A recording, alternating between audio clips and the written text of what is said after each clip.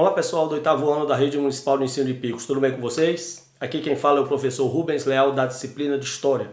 Gostaria de convidá-los a assistir a nossa aula de número 12, intitulada As Revoltas Nativistas, que você poderá encontrar no seu livro didático a partir da página 69.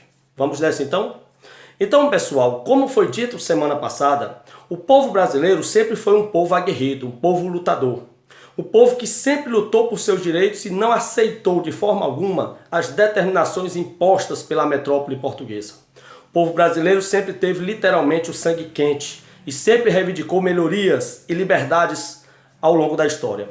E fomos um povo que, através dessas revoltas, caracterizamos uma série de movimentos de contestação ou não à metrópole portuguesa. Essas revoltas do período colonial, elas são basicamente classificadas em dois grupos.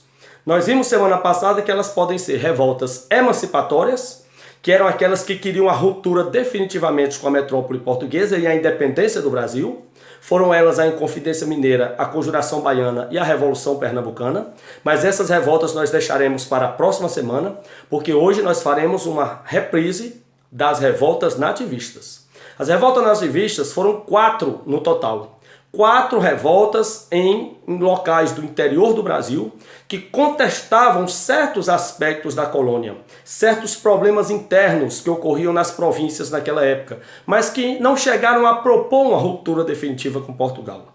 Então foram a Revolta de Bickman no Maranhão, em 1684, a Guerra dos Emboabas, na região das Minas Gerais, entre 1708 e 1709, a Guerra dos Mascates, entre Olinda e Recife, no Pernambuco, entre 1710 e 1711, e por fim a Revolta de Vila Rica, ou Revolta de Filipe dos Santos, ocorrida mais uma vez na região das Minas Gerais no ano de 1720.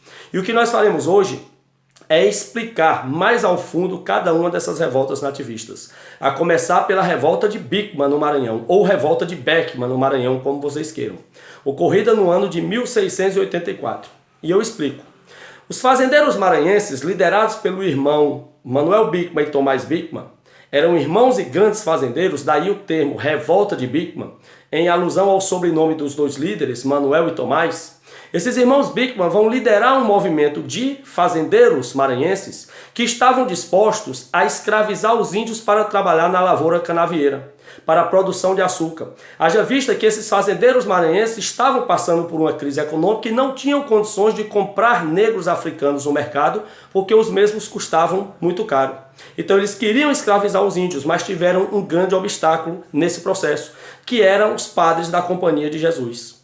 Os padres jesuítas vieram ao Brasil, estiveram entre os índios, criaram aldeamentos ou missões jesuíticas e começaram a trabalhar na catequese e na educação dos índios. E essa relação se estreitou de um modo que os padres jesuítas eles não aceitavam que os fazendeiros escravizassem os índios. Então começou a haver um impasse no Maranhão entre os fazendeiros, que queriam escravizar os índios para a lavoura canavieira, e os padres jesuítas que protegiam os índios e não aceitavam essa escravidão.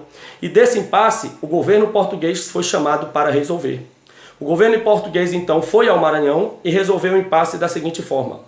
Pediu que os fazendeiros deixassem os padres jesuítas e os índios para lá, que o governo português iria resolver esse problema, trazendo negros africanos como escravos a preços acessíveis, já que os fazendeiros estavam em crise. Então os negros seriam trazidos pelo próprio governo português a preços mais baixos para que os fazendeiros tivessem condições de comprar. Foi fechado o acordo, os fazendeiros esqueceram esse problema, essa questão de escravizar os índios, sob essa promessa do governo português de trazer negros a preços baixos. O governo português até que fez sua parte, mas não na íntegra. O governo português até que trazia os negros para abastecer os engenhos a preços acessíveis no Maranhão. O problema é que a quantidade de negros trazida era muito pequena e não dava para atender a demanda de todos os engenhos. Então é por isso que eclodiu a Revolta de Bickman. Os fazendeiros se revoltaram porque o Estado português não estava cumprindo com sua parte do acordo e fizeram um movimento contra o Estado português.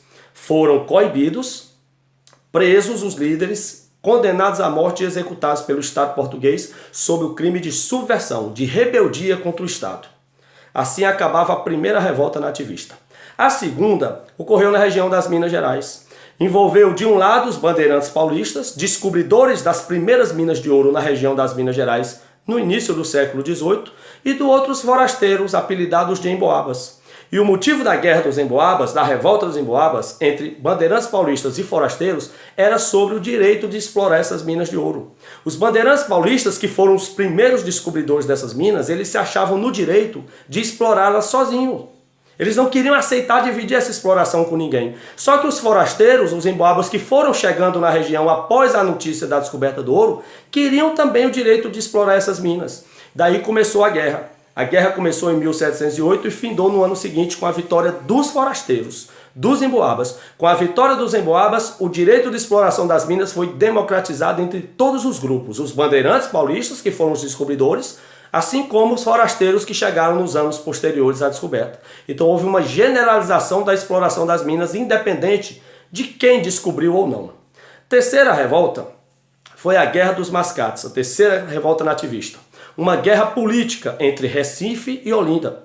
Uma disputa porque Olinda era a vila e tinha domínio sobre Recife. Só que em 1710, o governo português, atendendo ao pedido dos recifenses, também elevou Recife à condição de vila e igualou ela a Olinda. Fato que Olinda não aceitou. Olinda queria continuar dominando o Recife. E quando o Recife se tornou vila e se igualou a Olinda, os olindenses revoltados invadiram Recife e iniciaram a Guerra dos Mascates. De um lado, os olindenses, que eram senhores de engenho, do outro lado, os recifenses, que eram comerciantes, também chamados de mascates. Daí o termo Guerra dos Mascates.